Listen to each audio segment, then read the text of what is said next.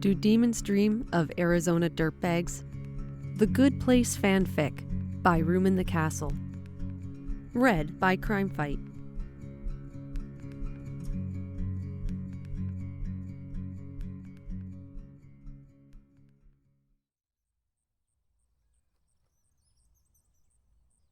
Doug insisted they stay in his house while he was away on his snail-themed and snail-paced penance walk. And it was much easier to say yes than to keep trying to escape his barrage of utterly misplaced goodwill. Besides, someone had to feed his animals, or the hungry pack might have threatened to overrun the small town nearby. Eleanor didn't even argue. She could use this downtime to try and process at least one of the several shocking revelations the past week had produced. There was only one proper adult-sized bed in the entire house, and Tahani was in it, all spread out and snoring lightly by the time Eleanor got there. Typical, she thought, pulling the bedroom door closed with a smile she couldn't help. This likely meant bunk beds for the rest of them. Janet and Jason had already settled into one guest room, and after 15 minutes spent on waiting for Chidi to pick a bed, she decided to quietly move on to see what was behind door number 3. She felt a slight nervous twitch in her stomach and wasn't entirely sure where it came from. She wasn't sure if he was even in there. Did demons even need sleep? Or a bed? There was so much she didn't remember. The door was open and light was spilling out into the corridor. Clutching a pillow and a blanket, she drew closer and peeked in. The familiar stranger in question was inside, sans tie and jacket, standing motionlessly with his back to her. He appeared deep in thought, studying the beds as one would a piece of modern art. "Hey!" Startled, he swiveled around. There was something inherently comical yet oddly graceful in the way he moved. Stuff an eternal creature into a human body, and the result would definitely be, well, that. "Eleanor." He cracked a smile the second he saw her. He had a habit of doing that, she noticed. Devious little contraptions, aren't they? She didn't understand, so he clarified. "Bunk beds." "Ah, right," she agreed, sort of, trying not to dampen his puzzling enthusiasm. "Speaking of, would you mind sharing these?" She'd experienced one too many rejections lately, so when he didn't immediately respond, her flight response began to stir. "Or not. That's cool too. Totally cool." No, please," he said, snapping out of whatever it was that threw him for a loop, and waved her inside. "You sure?" "Of course." He confirmed with gusto, likely to make up for his initial hesitation, and he clapped. That seemed to be another odd habit of his. Sleeping together should be fun. He gave a small laugh that died in his throat the second he realized what he just said. I didn't mean... "I know, buddy. Relax. It's me," she said, stepping inside. "So, are you a top or a bottom kind of guy?" she asked, teasing him a little further, but it didn't produce the usual results. He seemed increasingly lost, and she fixed him with a look. "My powers don't seem to work on you. It's kind of upsetting, you know?" she concluded with just a touch of mock seriousness. That resonated with him at once. I know. He had 3 centuries worth of experience with that sort of feeling. They shared a small smile, but neither was too keen on revisiting that particular topic at the moment. "Do you sleep, by the way?" she asked, redirecting the conversation. He glanced at the beds, then back at her. "I do. Something like that, occasionally," he said, a bit distracted. His mind was probably still stuck on the topic they weren't discussing. "Listen, you can have the room. If you want, I can go. I should go." For the first time since they teamed up in this timeline, She knew exactly what he was doing and why. Shame, avoidance, self-hatred, and confusion were fixtures in every relationship she'd had. She knew where they led. He was already at the door when her voice stopped him. "Yeah, you could go, but then I would have to spend the whole night feeling guilty about depriving you of this super magical bunk bed experience." He turned back and cracked a grin. She felt better too. "Also, I don't really feel like being, alone." He nodded. I know. She believed him, and not for the first time, she found herself wishing she could remember how exactly he'd earned this trust that persisted across timelines. Perhaps another round with Janet's memory gadget would help. Perhaps later. She had enough on her plate for now.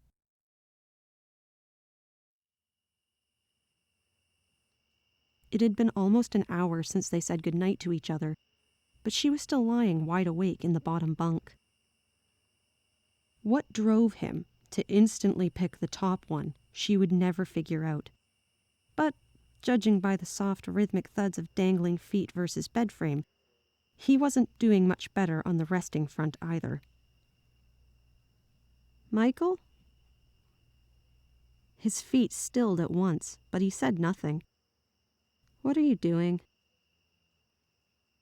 He hesitated, then confessed. "I can't get that song out of my head." "What song?" "That Boom Diata song." There was a long moment of silence. Then she groaned. "Ugh, great. Now it's in my head too." Another little parting gift from Doug. Of course he was singing as he was leaving, like some cut-price Bilbo Baggins. "It's catchy." "Yes," she agreed. "Like a disease." He let out a soft and they lapsed into silence again. She shifted, punched her pillow, and curled up on her side. There was no heating of any kind in the house, and one blanket made for a thin line of defense. She blew into her hands and rubbed them together repeatedly, but it was not a long-term solution. Apparently, he agreed. The bed above creaked dryly. Then, a bunched-up blanket hit her straight in the face. She pulled it off her head in time to see the dark outlines of a retreating arm. "Thank you. Try to get some rest now." She was trying, but the more she tried, the more impossible it seemed. Story of her life. She shifted again. His feet still dangled over the edge of the top bed, and he kept swinging them gently. He was careful not to make a sound, though. It made her smile. "When you said you slept occasionally, what exactly did you mean by that, occasionally?" "Once or twice," came the answer from above. Then a much-needed clarification. "In every 1,000 years or so." She snorted. "I can sleep, I just don't really need it." "Well, I really need it, but I can't," she said and sighed. "We make a nice pair." It ceased to be a funny remark when he didn't react to it as such. He didn't react at all. "Michael?" "Yes?" "I don't remember, but we were kind of close, right?" There was no answer. She could swear he was holding his breath. It feels like we were close." "Yes," he answered at last. There was a soft edge to his tone that betrayed the casual simplicity of the reply. The conversation once again halted for a while. A wolf began howling outside, and others soon joined in, creating an impromptu serenade of carnivores that made the tiny hairs on the back of her neck stand up. It was eerie, yet strangely soothing. Like having a guardian demon in the top bunk, she thought. Do you think I should tell Chidi? He sighed. I think you should do what feels right. She sighed too, because a magic 8-ball would have been more informative. Well, keeping it from him doesn't feel right, she mused. But he would still be with Simone if it weren't for, well, all of this mess. So telling him doesn't feel right either. Once I told him I admired him, and he just started spiraling, trying to decide whether it was the highest praise or the surest sign of eternal damnation. She snorted. Yeah, that sounds like him. I was trying to be kind, and it inflicted more pain than any torture scenario I'd put him through. Another wolf howled in the distance, and she pulled her second blanket tighter. There'll be pain no matter what, huh? That seems to be the deal, yes. This ushered in another lull in their conversation. Her eyelids began to grow heavier, but, despite needing rest, something in her pushed back against it. You know, you can shower me with compliments any time you want, man. He chuckled, but said nothing. She waited, and waited. There was still nothing. She rubbed her eyes. Okay, rude. What? He asked. It was your cue to say something nice, she yawned. Get some sleep. That's your idea of nice? Showing concern for a human's circadian rhythm is nice. No, that's weird. Eleanor, you look hot even in sweatpants, is nice. What you wear makes no real difference to me. She remained quiet for a moment. Then, you know what? That's the same thing, and I'll take it. That's not exactly what I meant. You don't think I'm hot? You are human, he said, sounding slightly exasperated now. You all look ridiculous. Okay, but you, wear a human body, she mused. Wait, so if you are into humans, that would make you something like a furry among your kind, right? Does that kind of thing go down well in hell, or... Remember when I said I didn't really need sleep? Yes? I changed my mind. She stifled another yawn. I think you're just trying to change the topic. He didn't say anything. This bunk bed is a safe space, buddy. You can talk to me if you want. I won't judge.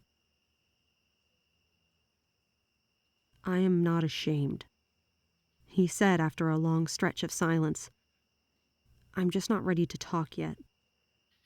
His direct sincerity came as a surprise, but also as a kind of confirmation of something she wasn't ready to confront yet either.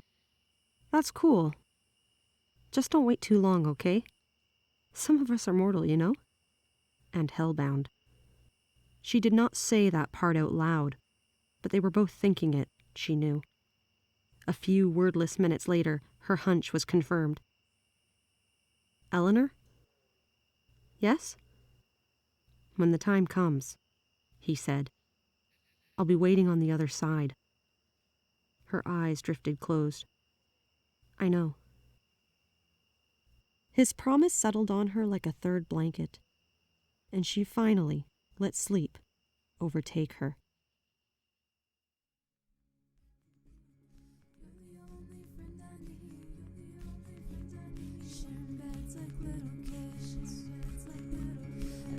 Till our ribs get tough, but that will never be enough.